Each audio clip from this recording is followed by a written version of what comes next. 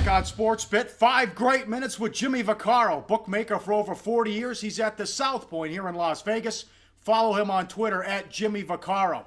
All right, kid, did it live up to the hype? What'd you think of that Week 1 college football schedule? Well, sitting in the South Point Sportsbook now, Pastor, I really haven't gotten home yet because there was no sense going home. It was as advertised, my friend. It was something that you rarely see, and I've been doing this for a long time. And I never saw so many games you could obviously play on January 1st and still wouldn't miss a beat. And two sides of the story. It was pretty good for the bookmakers. We beat some key teams early, and excitement. You topped it off with the Notre Dame game last night. You can't script these endings, but I know it's very entertaining. I know people obviously holler and scream, but they're enjoying the bang for their buck. And we're not done tonight as we got a big move on Florida State. But getting back to the initial question, it was as good as it gets, kids, no matter what side of the counter you were on for the weekend. How bad was the Alabama result in prime time? It was never in doubt. No, that was the worst game of the day for us. So we opened the game. Remember, we opened these games about 6 weeks ago. We had a lot of early play. The game opened 10, was kind of funny. Went to 8, and then all of a sudden, for about 3 weeks ago, started to come back. And then the day of the game, we went as high as 13.5 and had no sniffs. Even nobody would buy the half point going to 14. So that was the worst game. Naturally, the best game. There was a couple of them, and you can top it off with Big Bob Stoops. You can't win the big game, and it was a monster game for us.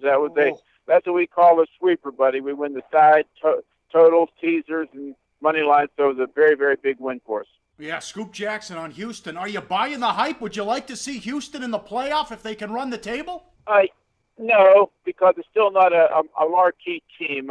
Obviously, if it's there, they'll generate a lot of excitement. But let's not jump ahead of ourselves. We got a long way to go yet. But if they deserve to be there, I'm all for it. But like, if you're asking me if I would rather see, them there or even a battered whatever, like of Ohio State and Michigan, I'd take one of those two over the Houston team if they happen to get there. But you can't deny that this team is excellent. You can't deny, even with all the hype, you can't deny the coming and then being down 7-0 immediately. Then they shut the door. They moved the ball, very well coached. Everything that they did was what you would say. You would give them an A+ for the day. But I'd rather still maybe see a couple other teams in the Final Four. How about a silent assassin, a game under the radar that the books made out well? You wouldn't think it would be a marquee game.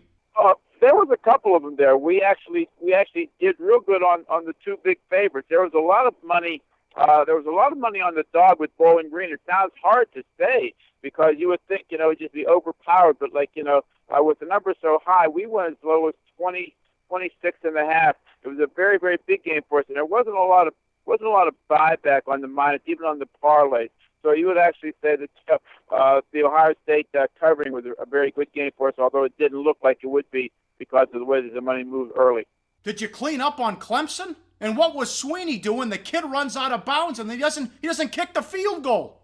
Well, you talk about swings of a game and swings of a weekend. That would have been unbelievable. You go from a 6 to a 9, where the game actually was as low as 6.5 and as high as 9.5. What Dabo was doing, I have no idea. I'm sitting here like a million other people, screaming back and forth. Not that I was screaming, but the whole sportsbook was, what do you do here? You got into that position. Obviously, I believe you're to kick the field goal or at least attempt it at that time. But, Paul, you can only imagine millions of dollars changed hands with that decision. And the windup was, how about if they had completed the Hail Mary to beat them? That would have been even been greater. Oh, I know.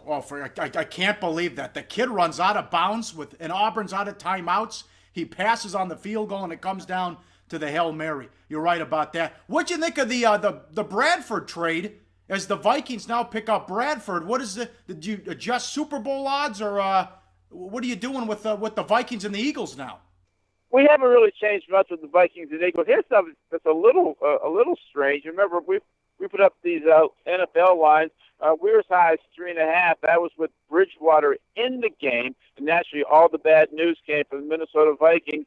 And now with all the hopscotching and the moving back and forth, we still got the Vikings a 2-point road favorite, which means when we open the game 3 that there's only a 1-point difference between the other guys and Bridgewater. I just don't buy it. but they're still betting on the Vikings, even with the other kid at quarterback. As far as futures are concerned, you didn't do too much, but we raised the Vikings a little bit, but nothing significant. We'll see what happens. As you know, like every other book, we keep these futures up the entire year and just adjust Monday to Monday.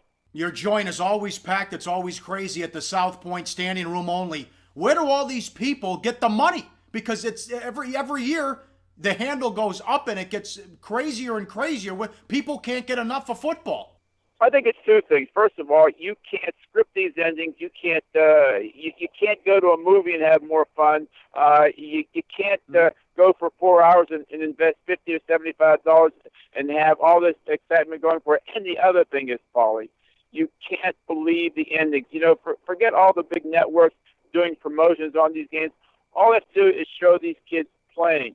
These kids are so talented, and they're a little nutty too, which makes it exciting. Remember, in 1982, when they first started to send out sportsbooks results for the years, as far as money would take per gaming control board, we were just at $2.2 billion. We're at $4.3 billion last year. If we don't hit $5 billion, I don't know why we wouldn't. Two factors: the phone applications are gone through the roof. Even the locals are signing up because they don't want to wait in line, and the women jumping in, and more proposition, more bets, and more money line players. So I think with all those ingredients, you're having what we call a way to get away from the rest of the world, maybe for 3 or 4 hours, and root for your team. Although maybe USC won't have a lot of rooters when they go home this week.